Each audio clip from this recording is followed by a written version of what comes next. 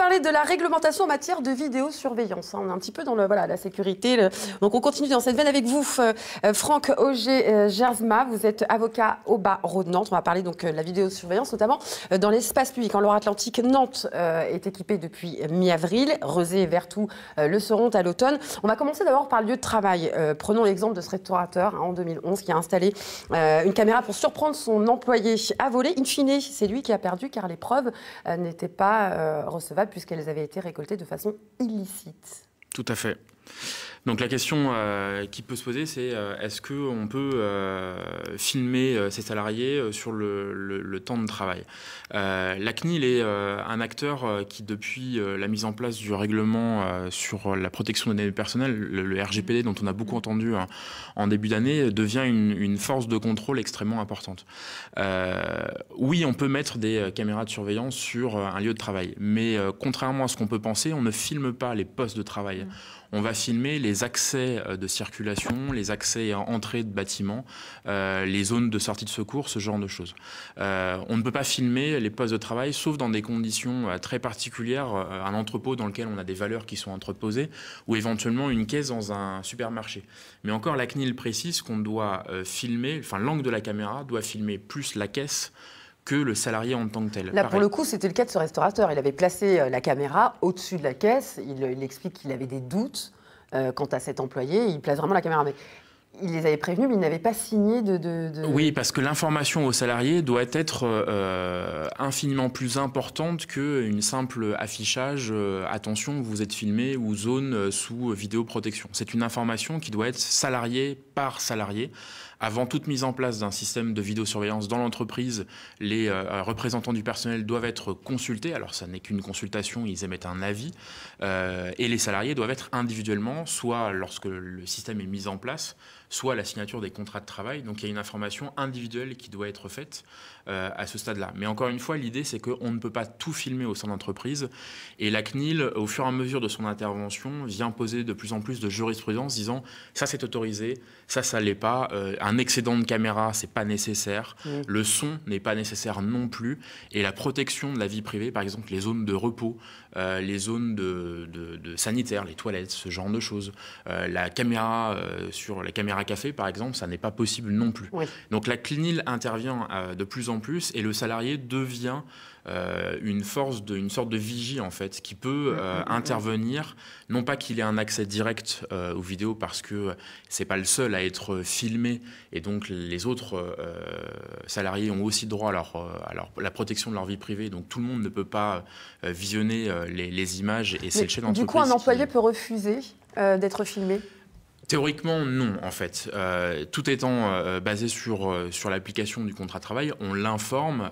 Maintenant, comme ce sont, encore une fois, des aspects plutôt liés à la sécurité du bâtiment, à éviter les intrusions, ce genre de choses, on ne lui laisse pas tellement le choix. Maintenant, il a un contrôle du dispositif, soit par ses représentants au sein de l'entreprise, soit directement auprès de la CNIL, qui a véritablement vocation à devenir un acteur très important de la vérification et de la protection, qui plus est maintenant avec le RGPD. Donc c'est vraiment une vraie force de contrôle à ce niveau-là. Parlons maintenant sur, en tout cas, des espaces publics. Comment les libertés individuelles sont-elles respectées? Alors, de deux manières. Ce qu'il faut comprendre, c'est que sur l'espace public, vous abandonnez nécessairement une partie de votre vie privée, certains allant même jusqu'à considérer que dès que vous déambulez dans la rue, vous devez être reconnaissable pour assurer une certaine forme de sécurité de la vie publique.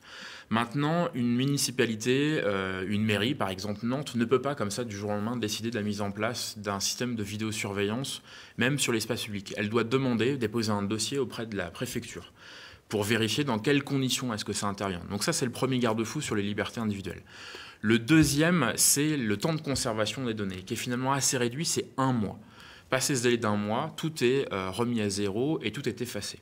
Donc, ce sont la conjonction... aucun archivage. Non, ce qui d'ailleurs, pour les procédures, peut poser difficulté à partir du moment où quelqu'un a été victime d'une agression et réfléchit à 2 fois, pas probablement parce qu'elle ou il considère que ça va être compliqué de retrouver les auteurs, et puis finalement, on va se décider, on va porter plainte.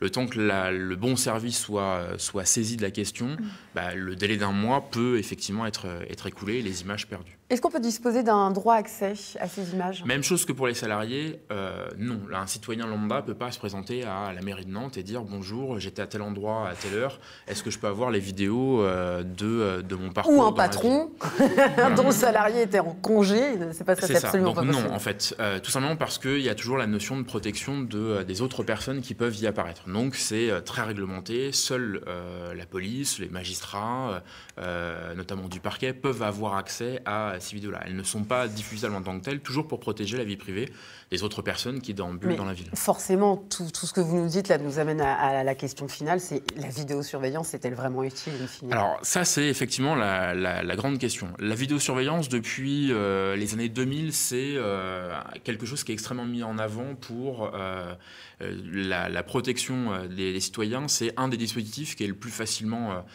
mis en avant par les hommes politiques, par la mairie, pour dire on s'occupe de la tranquillité et de la répression des délits ou des crimes sur un territoire. On ne peut pas anticiper un délit, une agression.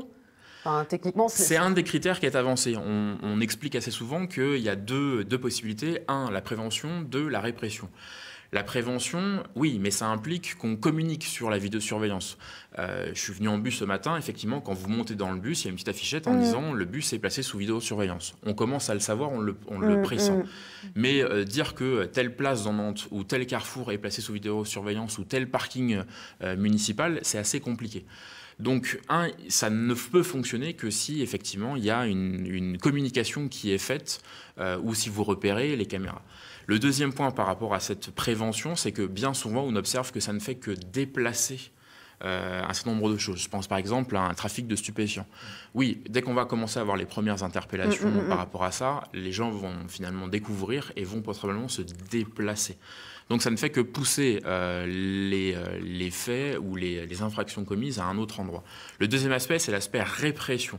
C'est-à-dire qu'on a... Mais rapidement, juste pour le cas de cette jeune femme qui a reçu une gifle, on a retrouvé l'auteur de cette gifle grâce au... Alors, ça peut fonctionner. Statistiquement, on observe que les vidéosurveillances ne permettent d'accélérer les procédures que dans 1 à 3% des cas. Pourquoi? Parce que bien souvent, ces équipements-là ne permettent pas d'avoir, comme une sorte de fantasme, une image extrêmement nette. Oui, c'est pas les experts, le mec zoom, il zoom. Et on a finalement comme une vidéosurveillance qui se rapproche à une vidéo tournée avec un téléphone portable. C'est pas du tout ça.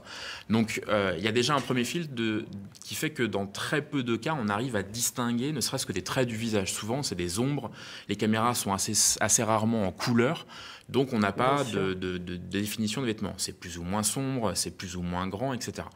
Donc, en de très rares cas, ça peut fonctionner, notamment les vidéos sur les distributeurs automatiques, où là, les gens sont assez proches, donc on peut reconnaître.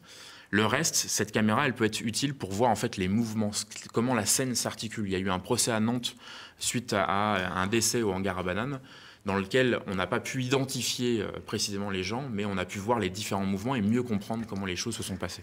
Merci beaucoup pour toutes ces précisions, maître, sur le sujet de la vidéosurveillance.